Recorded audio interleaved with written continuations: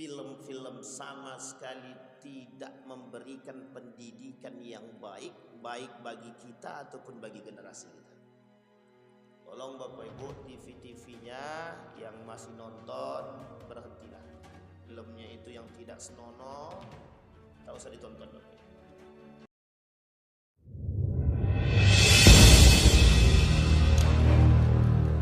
Belajar bersama, mengkaji, sebenarnya bukan mengkaji. Saya mengambil dari kitabnya Sunan Ibnu Majah.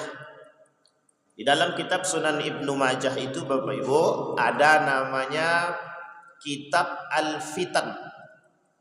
Tahu Al-Fitan Bapak Ibu? Apa artinya Al-Fitan Bapak Ibu? Fitnah. Fitan itu fitnah, fitnah, fitnah. Di dalam kitab Ibnu Majah, Sunan Ibnu Majah, di dalam bab khusus ada namanya Al-Fitan. Ada pembahasan khusus tentang Al-Fitan. Al-Fitan itu diartikan fitnah, fitnah, fitnah. Nabi berkata di dalam hadisnya, kata Nabi, qabla khurudid dajjal salasina sanah, 3 tahun sebelum kemunculan Dajjal, sanawatun salasa, atau 3 tahun sebelum kemunculan Dajjal, kata Nabi, akan bermunculan fitnah-fitnah besar. Falakum fitanun a'zam akbar. Akan muncul fitnah-fitnah sebelum datangnya Dajjal itu, dan fitnah itu fitnah-fitnah besar. Apa maksudnya fitnah besar di sini? Yang dimaksud dengan fitnah besar di sini, akan muncul fitnah-fitnah, kejadian-kejadian, fenomena-fenomena, yang fenomena-fenomena tersebut tidak bisa dihindari. Pasti akan terjadi. Pasti akan Apa fenomena tersebut Pak Ustaz? Kok pasti akan terjadi? Banyak Bapak Ibu. Dalam kitab Al-Bukhari, Sahih Al-Bukhari, banyak dalam pembahasan Al-Fitanun, bukan, dalam pembahasan akhir zaman. Tentang akhir zaman. Ada banyak fitnah. Di dalam kitab Sahih Muslim juga ada pembahasan khusus tentang bermunculannya fitnah-fitnah di akhir zaman. Pertanyaannya adalah, apa saja fitnahnya sehingga kok harus menjadi perhatian, keseriusan di karangan umat muslim? Kata Nabi, 33 tahun sebelum kedatangan Dajjal, di situ semua merajalela. Fitnah-fitnah itu merajalela, kata Nabi. Kemaksiatannya, kemungkarannya, kezalimannya merajalela. Perzinahannya merajalela, kata Nabi. Dan orang-orang ketika itu semua saling membenarkan yang salah dan menyalahkan yang benar, menghalalkan yang haram dan mengharamkan yang benar, kata Nabi. Itu Nabi yang benar. Ahalla harama wa harrama halala. Tidak tahu lagi mana yang putih, mana yang hitam, tak nampak, kata Nabi. Itu 3 tahun sebelum kedatangan Dajjal. 3 tahun sebelum kedatangan Dajjal. Pertanyaannya, ini udah mau datang belum Dajjalnya? Udah datang, Bu? Sudah datang belum, Pak, Dajjalnya? Dajjal beneran belum? Tapi Dajjal dalam bentuk maknawi, kata Nabi, yang kedua sudah datang. Dajjaluna kadzabun, kata Nabi. Para pendusta, manusia-manusia yang pendusta yang menyerupai Dajjal, kata Nabi. Itu bukan saya ngomong ya, Bapak Ibu ya, itu Nabi yang ngomong. Orang-orang pendusta yang menyerupai Dajjal. Jadi pertanyaannya, kalau Dajjalnya udah datang belum? Sudah datang belum Bapak Ibu Dajjalnya? Sudah atau belum? Belum. Kalau orang yang bersifat Dajjalnya? Sudah ya.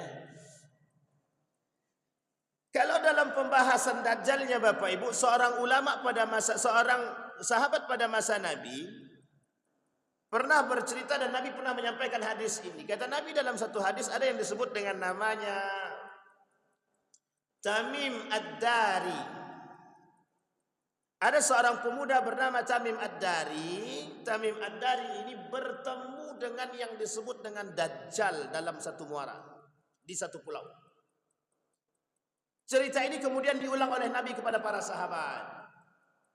Hanya saja Dajjal itu sudah muncul, hanya saja belum keluar yang beneran. Di dalam riwayat yang lain Nabi berkata, Dajjajil kata Nabi. Dajjaluna bainad dajjajil. Apa maksudnya?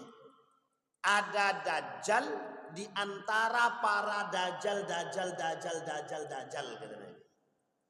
Maksudnya apa? Ada munculnya dajjal di antara para dajjal.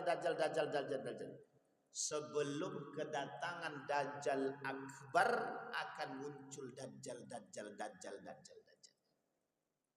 Saya tak mau ngasih tahu siapa-siapa dan jangan tersinggung. Kalau ada tersinggung berarti dajjal dia itu. Apa kata Nabi? Fitnah yang paling besar nanti yang akan kalian temukan di akhir zaman sebelum datangnya dajjal tersebut merajalelanya kemaksiatan. Bapak Ibu, yang disebut dengan merajalelanya kemaksiatan ini apa? Perzinahan di mana-mana. Sekarang saya tanya dulu nih Bapak Ibu nih. Sudah sering lihat orang berzinah belum? Sudah sering atau belum? Sudah. Di mana? Di TV. Bapak Ibu yang suka nonton TV, nonton film, mulai besok ganti aja channelnya. Itu channel-channel Dajjal tuh. Kenapa saya katakan itu channel-channel Dajjal? Itu channel-channel yang menghadirkan perzinahan di kalangan umat muslim. Tapi uniknya penontonnya banyak. Berciuman bebas bukan suami istri, berpelukan sesuka hati, berpakaian seperti telanjang. Itu dah perzinahan tuh. Perzinahan yang nyata yang dipertontonkan di khalayak ramai. Uniknya emak-emak itu jadi tontonan. Tidak ada yang ngaku di sini Pak. Tidak ada yang ngaku juga. Kalau di rumah TV yang dibuka, di sini tak dapat. Bapak-bapak jangan-jangan ikut-ikut. Kenapa kita katakan perzinahannya nampak di situ? Bapak Ibu boleh perhatikan hari ini film-film sama sekali tidak memberikan pendidikan yang baik bagi kita ataupun bagi generasi kita. Tolong Bapak Ibu TV-TV-nya yang masih nonton berhentilah. Yang film-filmnya itu yang tidak senonoh, tak usah ditonton Bapak Ibu. Tidak usah ditonton. Kaum liberal, saya kasih tahu kaum liberal dulu Bapak Ibu. Salah satu liberalisme dan sekulerisme yang terjadi di dalam kehidupan kita terdapat pada perfilman.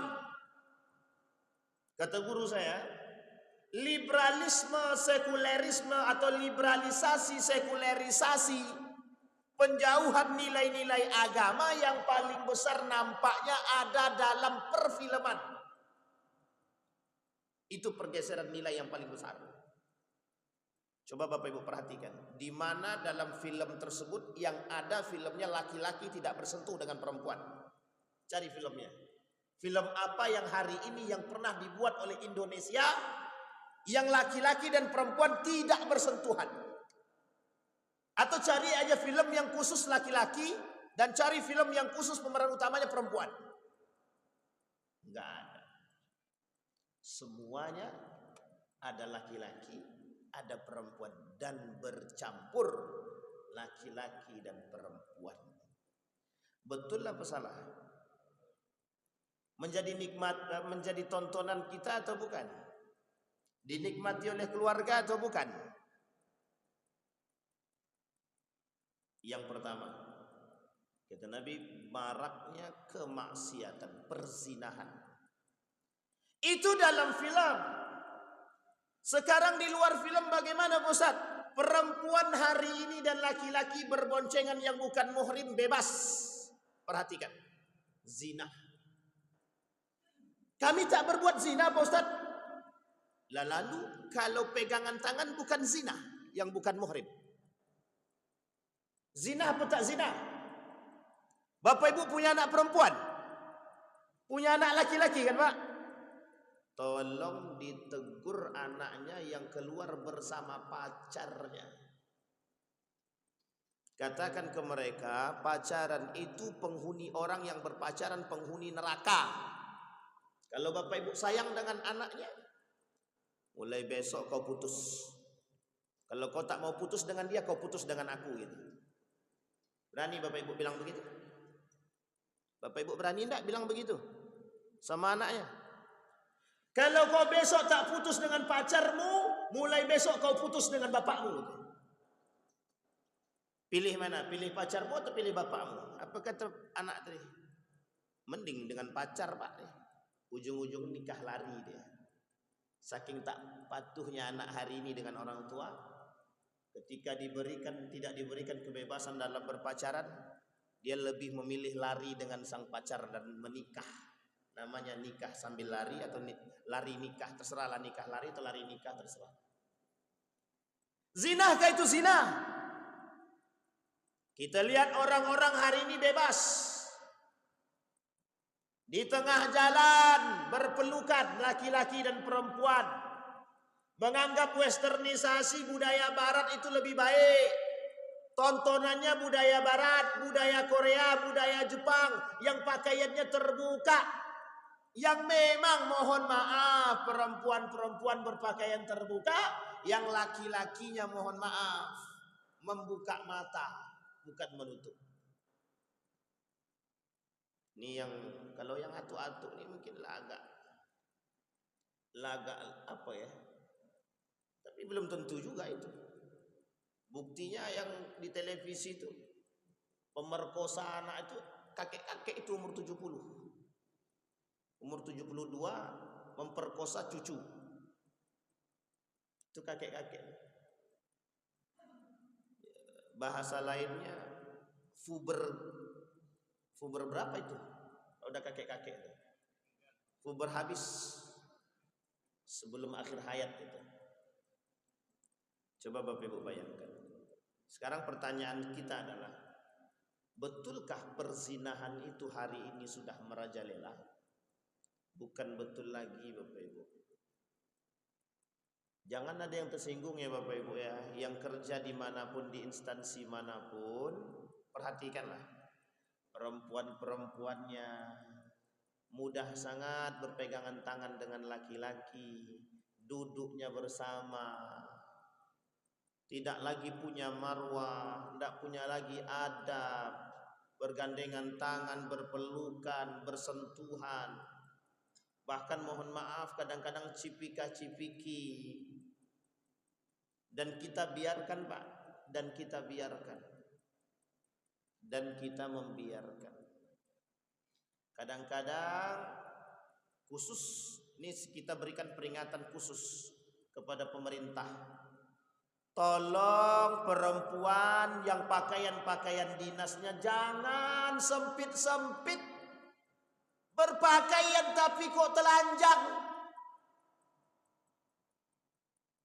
Berpakaian tapi telanjang. Sinfani min ahli nari lam arahuma.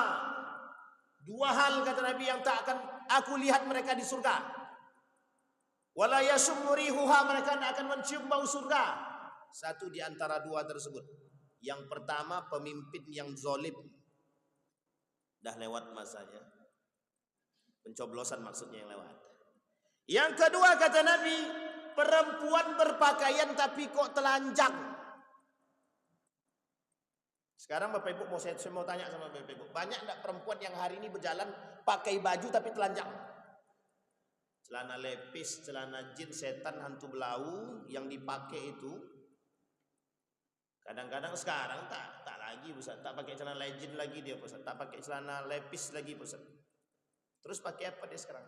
Pakai celana legging, lebih sempit dan lebih tipis daripada celana lepis. Oh itu tidak biasa, tak apa-apa Ustaz. Masih ada lebih parah lagi apa? Celana pendek sampai ke paha. Yes. Jadi nanti Bapak Ibu itu masih biasa. Lebih berbahaya lagi nanti di akhir zaman itu nanti biasa-biasa saja orang-orang yang berpakaian mohon maaf cuman kutang sama kolor aja lagi. Sekarang Bapak Ibu saya kasih contoh.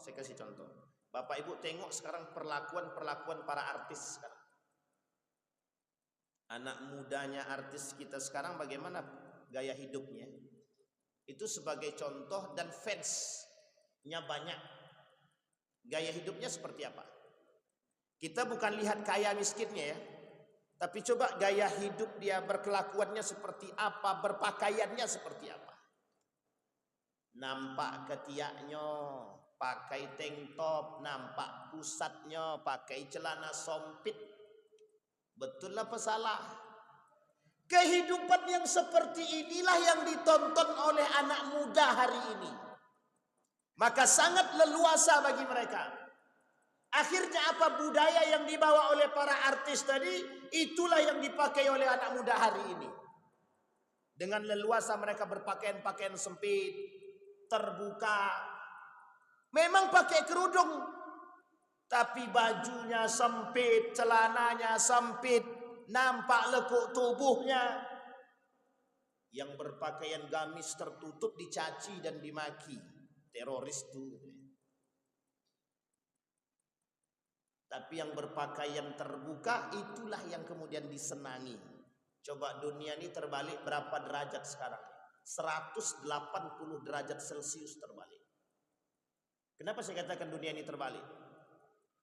Karena begitu kondisi kita.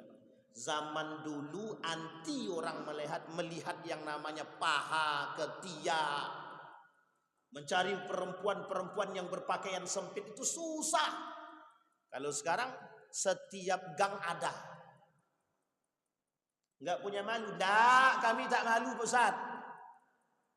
Kenapa tak malu? Ini tren masa kini gitu deh. Jadi sekarang tuh zina tuh tren. Makanya sekarang Bapak Ibu dulu ada doli namanya. Sekarang tak pakai itu lagi Bapak Ibu. Kalau mau berzinah sekarang nih pakai prostitusi online.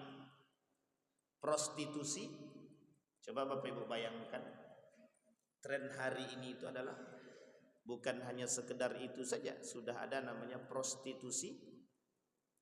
Jangan salah, bukan pinjaman aja yang ada online sekarang, bukan judi aja yang online, bukan game aja yang online, prostitusi pun online. Cari HP, tengok aplikasinya, pesan, pilih perempuan-perempuannya, tekan tombol. Bayangkan, pertanyaannya, lebih leluasa perzinahan pada masa dahulu atau pada masa sekarang? Lebih leluasa mana perzinahannya dulu atau sekarang? Sekarang. Bapak Ibu punya anak, masih sayang dengan generasi kita. Kalau masih sayang, tolong dijaga Bapak Ibu. Pakaiannya, pergaulannya, jangan berikan kebebasan kepada anak perempuan ataupun laki-laki untuk keluar dari rumah itu. Kemana Bang pergi Bang? Oh, mau ketemu si Anu Mak. Ada siapa kawan sekolah? Laki-laki itu perempuan. Perempuan Mak. Ngapain? Tak ada, kami nak jalan sedikit aja, jalan-jalan sore. Bang, dosa. Kalau abang mau nikahkan dulu, setelah itu nak abang bawa keliling terserah. Sekarang tak. Uniknya orang tua hari ini, banyak yang membiarkan anak-anaknya, anak perempuannya dibawa oleh anak laki-laki belum menikah.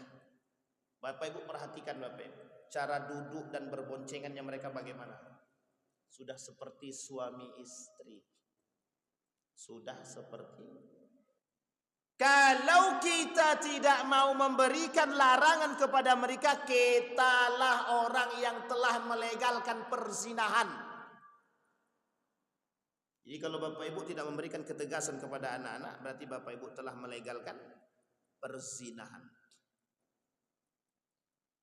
Sampai di sini bisa dipahami Bapak Ibu? Yang pertama. Yang kedua, kata Nabi, sebelum datangnya Dajjal yang beneran, akan bermunculan, kata Nabi, kemungkaran-kemungkaran itu merajalela. Apa contohnya kemungkaran-kemungkaran merajalela? Kata Nabi, kelak di akhir zaman itu, sebelum munculnya Dajjal atau sebelum datangnya hari kiamat, akan muncul masa-masa penuh dengan fitnah. Salah satu di antara fitnah-fitnah yang bermunculan, kata Nabi, kemungkaran merajalela. Apa maksudnya kemungkaran merajalela itu? Kita ambil contoh. Apa yang disebut dengan kemungkaran, Bapak Ibu? Sekarang saya tanya Bapak Ibu, dijawab dengan jujur. Bapak Ibu, ada kalimat di dalam Quran itu an-nahyu 'anil munkar, al-amru bil ma'ruf wan nahyu 'anil munkar. Betul ya? Ada namanya al-amru bil ma'ruf wan nahyu 'anil. Pertanyaan kita adalah, Bapak Ibu lebih banyak melakukan al-amru bil ma'ruf atau an-nahyu 'anil munkar? Yang ada di sini. Lebih banyak Bapak Ibu melakukan al-amru bil ma'ruf atau an-nahyu 'anil munkar? Jawab Bapak Ibu. Al-amru bil ma'ruf atau an-nahyu 'anil munkar? Hari ini yang banyak dilakukan orang adalah al-amru bil ma'ruf, bukan an-nahyu 'anil munkar. Kenapa? Karena melakukan an-nahyu 'anil munkar berat. Tapi al-amru bil ma'ruf mudah. Sekarang kajian-kajian di Pekanbaru ini lebih banyak al-amru bil ma'ruf atau an-nahyu 'anil munkar? Jujur Pak. Lebih banyak al-amru bil ma'ruf. Ayo Bapak Ibu tingkatkan ibadah solatnya, rajinkan sedekah. Betul apa tak betul? Sekarang saya tanya, ayo Bapak Ibu besok kita gerebek rumah orang itu yang sedang berzina. Ayo kita gerebek yang di situ ada janda tapi tidak ada suaminya, kemudian membebaskan orang-orang laki-laki masuk. Ayo Bapak Ibu kita gerebek diskotik. Ayo Bapak Ibu kita gerebek tuh penjual minum khamar. Ada kita begitu hari ini? Ustaz, si anu tuh jual khamar. Udahlah, tidak usah ikut campur. Biarlah urusan dia. Itu urusan dia. Sekarang kita urus aja urusan kita, Pak Ustaz. Itulah umat muslim hari ini. Acuh dengan kemungkaran. Orang melakukan kecurangan di pasar, kita diam. Orang melakukan kecurangan di Indomaret, kita diam. Orang melakukan perbuatan-perbuatan kecurangan dalam berbagai macam tempat, kita diam. Betul apa salah? Orang melakukan suap, kita diam. Biarlah itu urusan mereka, kita. Orang melakukan korupsi, kita tahu, kita diam. Orang minum khamar di depan kita, kita diam. Orang minum narkoba, orang narkoba, apalagi ganja, kita diam. Kenapa? Karena kita tak berani, Pak. Kita tidak berani. Karena apa? Karena yang dicekoki kepada kita al-amru bil ma'ruf, sehingga nahyu 'anil munkar kita tinggalkan. Enggak berani, Pak. Ada orang berantem di sana. Hari ini tuh fenomena, Pak. Orang berantem itu bukan dilerai dulu, difoto dulu, masukkan dulu, diupload dulu. Baru kemudian setelah diupload baru dibantu. Sudah babak belur, orangnya udah mau mati baru dibantu. Ada orang minum khamar, ada orang berzina. Sekarang Bapak Ibu, lihat orang tengah jalan, atau mungkin tetangga kita, atau mungkin orang yang kita kenal, melakukan perbuatan yang salah, mohon maaf. Ada kita menegur. Biarlah Ustaz itu urusan dia. Tanggunglah resiko nanti di akhirat. Bukan begitu. Kalau ada kemungkaran yang jelas di hadapan kita dan kita tidak menegur kemungkaran tersebut, kita juga bakal dipertanggungjawabkan. Betul apa salah? Apa kemungkaran yang lain yang terjadi hari ini? Betul perkataan Nabi. Kata Nabi, kelak di akhir zaman orang-orang banyak yang menghalalkan yang haram dan mengharamkan yang halal, melakukan kecurangan, melakukan penipuan. Kata Nabi, kelak di akhir zaman. Siapa mereka? Bapak ibu, ya khusus ibu-ibu yang pergi ke pasar.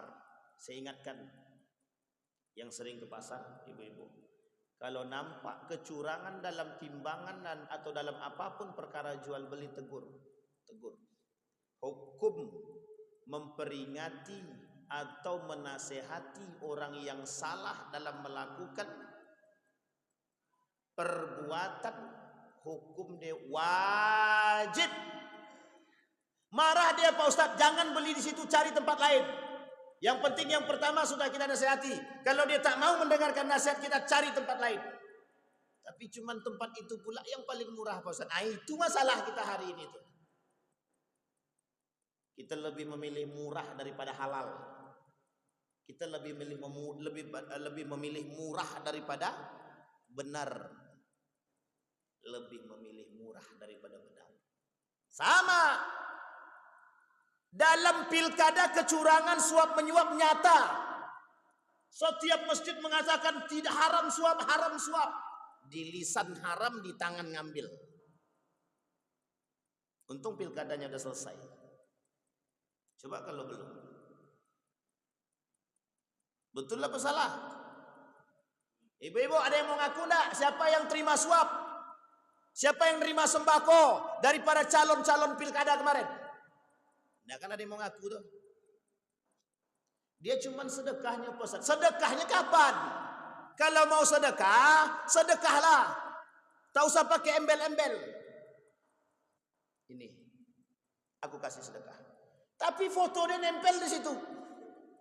La ilaha illallah. Itu sedekah atau mau kasih gambar? Tapi orang tak sadar. Nikmat-nikmat aja tuh. Iya. Karena dalam sembako tadi ada duitnya. Dan yang kayak gitu kita pilih. Kalau kita yang memilih dan kita menerima, kitalah orang yang melegalkan kemungkaran. Jadi Bapak Ibu yang menerima suap, berarti Bapak Ibu sudah melegalkan yang disebut dengan suap. Tapi saya kira di Masjid Amal Jariah insya Allah Bapak Ibunya tidak ada yang menerima suap. Tidak ada yang yang sedikit. Terimanya yang banyak. Tidak ada, insya Allah di sini baik-baik semua. Amin. Ada yang nerima suap Bapak Ibu? Ada yang nerima sembako?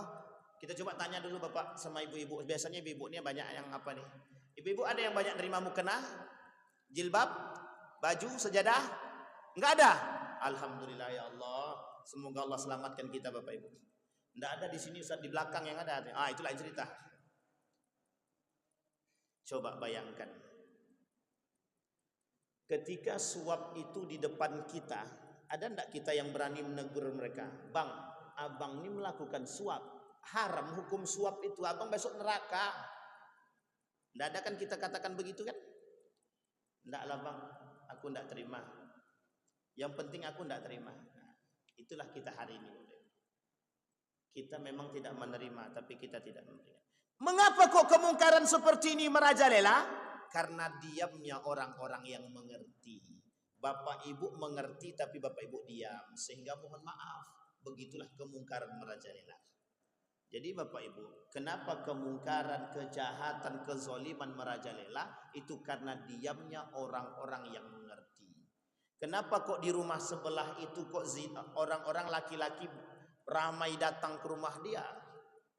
Padahal dia janda, suaminya tak ada. Banyak orang berdatangan ke situ. Ngapain orang datang-datang rombongan ke sana? Ternyata mengunjungi perempuan tersebut. Pertanyaannya adalah, Boleh enggak perempuan yang tidak punya suami dikunjungi oleh laki-laki? Enggak boleh. Tapi bapak ibu kan diam. Karena bapak ibu diam, maka semakin banyaklah laki-laki yang berdatangan. Yang tadinya cuma satu rumah, besok sudah jadi 10 rumah. Kenapa? Karena diamnya kita orang-orang yang mengerti. Makanya kenapa perzinahan itu bisa begitu bebas? Karena mohon maaf, aturan-aturan dari pemerintah, guru, orang tua terhadap anak kita tak berikan ketegasan. Yang kedua, itu contoh kezuliman, kemungkaran yang merajalela. Apakah ada kemungkaran yang lain yang merajalela? Ustaz, banyak. Kelak kata Nabi di akhir zaman itu yang namanya khamar, riba, itu menjadi hal yang biasa. Dosa besar yang anggap dibiasa-biasakan atau yang dianggap biasa. Apa contohnya? Minum khamar. Apa contohnya? Riba. Apa contohnya? Barang-barang yang haram. Apa contohnya? Memakan yang bukan yang tidak halal. Apa contohnya? Tersebarnya yang syubhat-syubhat. Bapak Ibu kalau masuk, Bapak Ibu kalau belanja, itu memperhatikan label halal apa tidak? Tidak kan? Itulah umat muslim hari ini. Kenapa kita katakan begitu? Yang pertanyaan saya begini Bapak Ibu. Kalau ada seorang muslim memperhatikan kehalalan satu makanan, kira-kira itu iman atau bukan? Iman atau bukan? Iman.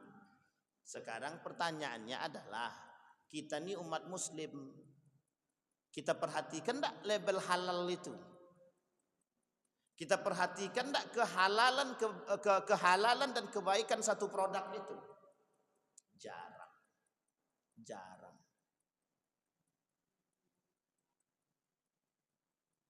Masuk salah satu tempat makan misalnya. Wah, ini enak nih Ustaz. Tanya dulu, sudah ada label halalnya belum? Beli roti mereknya Britok. Bapak Ibu tahu roti Britok? Alhamdulillah kalau tak tahu, senang hati saya. Tahu Bapak Ibu Britok? Enggak tahu ya? Ada roti di mal-mal itu yang tidak ada label halalnya. Banyak sekali yang beli. Senang. Kenapa kok senang? Enak Ustaz. Umat muslim membeli sesuatu, tidak mau memikirkan tentang kehalalan dan keharaman satu produk tadi, maka bisa dikatakan iman dia lemah. Iman dia lemah. Yang kita makan harus yang halal-halal. Apa penyebabnya kok bisa begitu? Iman kita lemah. Apa penyebabnya lemahnya iman? Kok kita biasa-biasa saja dengan kemungkaran, dengan pezinahan, dengan kemaksiatan? Kenapa? Perhatian umat muslim terhadap agama berkurang sedikit demi sedikit di akhir zaman. La yabqal Islam illa ismuh wa la yabqal Quran illa rasmuh. Kata Nabi, kelak di akhir zaman itu Islam tinggal nama, Al-Quran tinggal kertas. Orang baca Quran tapi tak paham. Orang tahu isi Al-Quran tapi tak menjalankan. Orang tahu Islam punya nilai tapi mereka tak mau mengaplikasikan. Apa contohnya?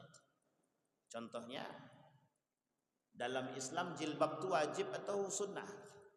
Wajib. Masih banyak enggak perempuan yang tak berjilbab? Berpakaian-pakaian sempit itu dalam Islam boleh tak? Tidak. Tapi rata-rata orang pakai sempit apa lapang? Sempit. Kalau bisa tak usah pakai pakaian. Yang uniknya lagi sekarang nih, pakai celana pendek, pakai baju pendek, pakai kerudung. Nah, itu memanglah sakit betul. Pakai celana pendek, roknya di bawah lutut sedikit. Roknya di bawah lutut sedikit. Bajunya lengan pendek. Pakai kerudung. Ada enggak Bapak Ibu lihat begitu? Bukan ada lagi kan? Laki-laki sekarang banyak laki-laki pakai celana pendek, lutut nampak, pusat nampak, biasa aja tuh. Bapak Ibu, bapak-bapak kira yang punya aurat tuh cuman perempuan saja. Laki-laki juga punya aurat, Pak. Dari pusat ke bawah, tutupi pusat, tutupi lutut. Itu aurat laki-laki meskipun tak banyak. Pertanyaannya adalah, secara aurat begitu saja sudah banyak yang terbuka, apalagi yang lain. Apalagi bapak-bapak sekarang, karena pembahasan auratnya lebih kencang pada perempuan, sehingga laki-laki nampaknya bebas-bebas saja pakai celana pendek, lutut nampak, pusat nampak. Kalau badan kekar masih mending, laput buncit, hitam, ungu, hidup lagi. Tidak begitu. Tidak begitu. Atau sering keluar rumah tanpa pakai celana pendek. Mulai hari ini malulah kita keluar pakai celana pendek yang nampak lutut dia dan nampak pusat dia. Karena aurat kita laki-laki dari pusat sampai lutut, tutupi. Jadi Pak Ustaz, apa yang harus kita lakukan sekarang?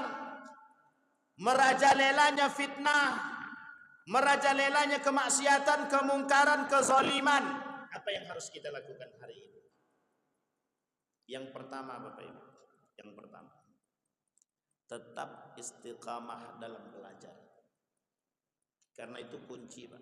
Itu kunci. Ilmu itu kunci. Ilmu adalah kunci. Yang kedua Bapak Ibu, perkuat iman. Bagaimana cara memperkuat iman? Cara memperkuat iman adalah tetap berkumpul dengan orang-orang yang soleh dan solehah. Ini saya kasih contoh Bapak Ibu. Ada kajian di Masjid Amal Jariah, orang yang datang tuh itu saja misalkan, maka salinglah membangun komunikasi antara satu dan yang lain, dan saling mengingatkan antara satu dan yang lain dalam kebaikan. Jangan perbanyak mencaci memaki, tapi perbanyak mengingatkan antara satu dan yang lain dan saling menasihatkan. Terkhusus ibu-ibu sama, ibu-ibu juga begitu. Lihat wajah-wajah ini Bapak Ibu yang di dalam masjid hari ini. Mereka semua berhak memberikan satu syafaat untuk kawan-kawan dia. Bapak Ibu punya satu syafaat untuk kawan-kawan yang baik di antara kita. Aku tak lihat Pak Imam tadi di masjid. Mana Pak Imam ya? Di surga. Ketika tak lihat Pak Imam di surga, besok, ya Allah, mana imam kami yang dulu sering imam di Masjid Amal Jariah, ya Allah. Kami berharap dari jamaah-jamaah amal jariah, ya Allah, imam kami masuk ke dalam surga. Dapat satu syafaat imam tadi, ditarik. Pak Imam, yuk, masuk surga lagi. Alhamdulillah. Begitulah Bapak Ibu syafaat. Khalil. Khalil itu artinya teman. Kata Nabi dalam hadisnya, maka bertemanlah dengan orang-orang yang seagama dengan kita. Maksudnya, orang-orang yang berpegang teguh pada nilai-nilai agama. Jangan berkawan dengan orang yang tak berpegang teguh dengan nilai agama. Misal, ada mohon maaf. Ada pelaku koruptor. Bapak Ibu berkawan dengan pelaku koruptor tadi. Ada dua kemungkinan saja. Kalau iman Bapak Ibu kuat, Bapak Ibu selamat. Kalau iman Bapak Ibu tidak kuat, Bapak Ibu yang ikut. Tinggal pilih mana, pilih selamat atau pilih ikut. Pilih selamat atau pilih ikut. Sama. Ada orang pezina, berkawan kita dengan orang pezina tadi. Disalahkan tak dalam agama kalau kita berkawan dengan mereka? Agama tidak melarang kita berkawan dengan siapapun, tapi dengan catatan dia harus memperkuat imannya. Kalau dia iman dia tak kuat, dia ikut. Kalau iman dia kuat, dia akan yang mengajak orang. Tapi kalau iman dia tak kuat, dia yang diajak oleh orang. Maka Bapak Ibu, perkuat iman. Yang kedua, iman ini Bapak Ibu turun naik. Cara mengokohkan dan mengistiqomahkan itu, berkumpullah bersama orang-orang soleh. Bapak-bapak, ibu-ibu berkumpul dengan ibu-ibu. Kalau kita salah, ada yang mengingatkan. Tapi kalau kita sendiri, kalau kita salah, siapa yang mau mengingatkan? Gak ada. Sampai di sini paham Pak ya? Yang kedua, berilmu beriman. Berilmu yang ketiga Bapak Ibu, yang terakhir. Apa yang terakhir itu? Kembalilah kepada Al-Quran dan Sunnah. Kembali kepada Al-Quran, kembali kepada hadis. Maksudnya apa Pak Ustaz? Kembali kepada Al-Quran, kembali kepada nilai-nilai yang terkandung di dalam Al-Quran. Satu. Yang kedua, kembali kepada hadis, kepada sunnah, kembali kepada nilai-nilai kesunahan Nabi. Karena kata Nabi, kelak di akhir zaman itu, kata Nabi, akan hilang dari umatku orang-orang yang berpegang teguh dengan sunnah-sunnahku, kata Nabi. Orang acuh dengan sunnah-sunnah Nabi, orang tak suka lagi dengan sunnah-sunnah Nabi, orang tak suka lagi dengan apa yang dilakukan oleh Nabi dahulu. Nabi dulu suka bersiwak, orang sekarang suka pakai batu. Bukan pakai sikat gigi lagi, pakai batu. Orang pakai siwak dianggap aneh. Orang pakai jenggot dianggap aneh. Orang tak pakai jenggot biasa aja. Orang pakai jubah dianggap aneh. Orang pakai cadar dianggap aneh. Ada orang poligami dianggap aneh. Padahal pada masa Nabi itu biasa. Biasa. Sunnah-sunnah Nabi semua. Nah, coba Bapak Ibu bayangkan sekarang. Sunnah Nabi yang kita lakukan oleh masa dahulu dianggap biasa, masa hari ini dianggap aneh.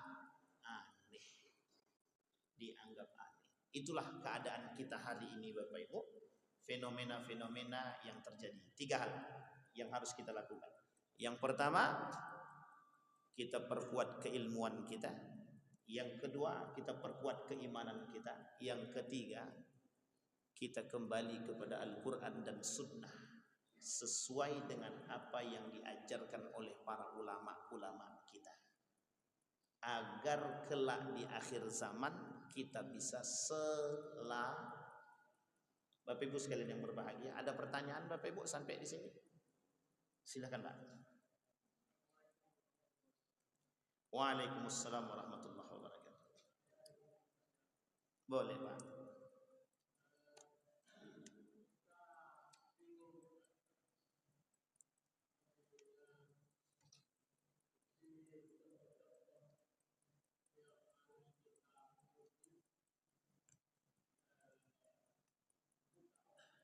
Tentang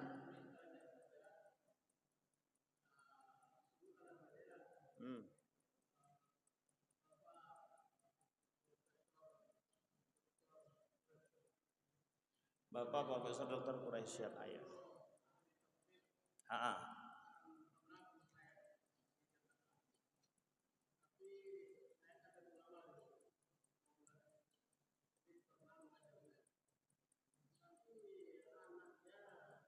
Tidak pakai jilbab.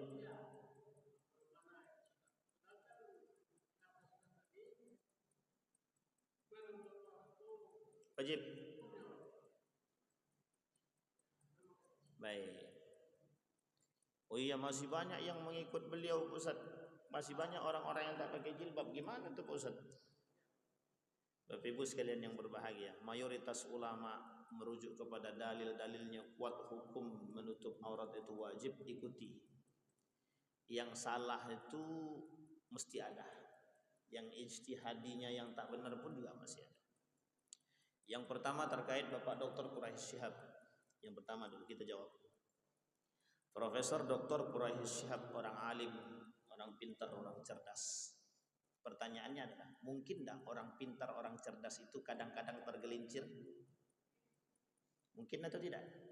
Dia bukan malaikat satu, dan dia bukan orang yang bebas dari kesalahan. Artinya pada aspek ini ada kesalahan dalam pemikiran beliau, kita tak usah ikuti. Kita ikuti yang benar. Saya ulangi sekali lagi Bapak Ibu. Yang pertama, pemikiran beliau tentang jilbab itu kita anggap kurang tepat. Semua ulama sepakat mengatakan bahwa jilbab itu wajib, satu. Yang kedua, kalau beliau mengatakan jilbab ini adalah budayanya Arab, itu salah. Salah. Karena orang berjilbab bukan orang Arab saja. Dulu untuk menentukan mana yang bangsawan dan orang miskin, itu perempuan yang menggunakan jilbab. Jadi perempuan-perempuan bangsawan dulu Pak, itu pakai jilbab. Meskipun tidak utuh jilbabnya, tapi setidaknya menutup kepala dia. Itu untuk membedakan. Terbantahkan satu. Kalau dia katakan itu budaya.